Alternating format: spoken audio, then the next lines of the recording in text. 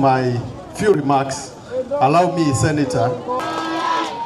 Nataka kutoka hapa kwenda kwa rais wa Kenya.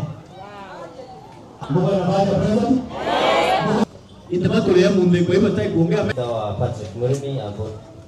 Huyu nani yule principal ni nani? Kamati yako ni gani? Kutoka hapo vile tunaomba ndugu zetu, the same way we have loved and respected them, they should also love and respect Professor Kithure Kindiki in equal measure.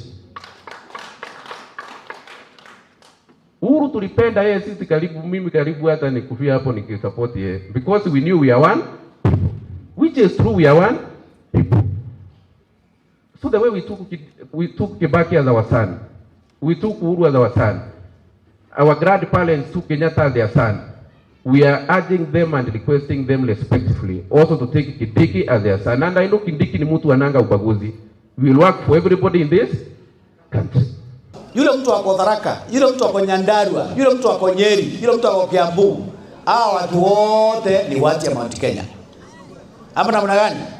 Na wakileta nyokonyoko tutasema wacha sisi tujisimamie kama Mount Kenya hisi. Ama namna gani? Kama mtu haona shukrani, tumemsupport from 1963 wakati ya mzee Kenyatta. Tukakuja wakati ya Kibaki 10 years.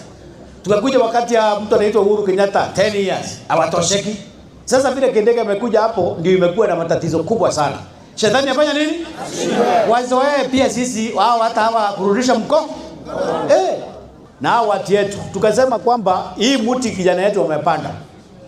Na ako hapo juu. Hakuna vile Mutharaka ama mtu mwingine yule yeyote yule anaweza chukua pawaso atakate mti na Kindiki amekati hapo. Kwa hivyo hapa tunasema hapa ni 4 term. Hapa ni nini?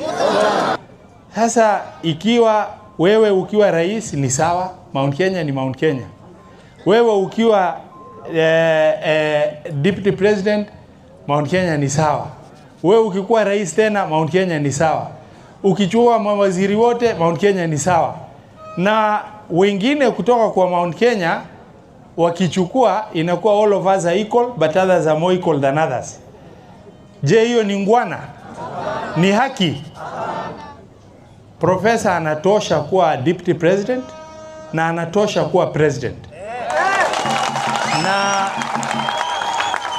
sisemi hivi kwa sababu wako hapa.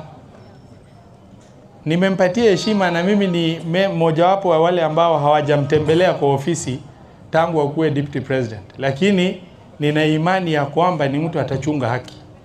Na muhimu ni kuweka mtu ambaye anachunga haki na mtu wa kushikanisha wa Kenya.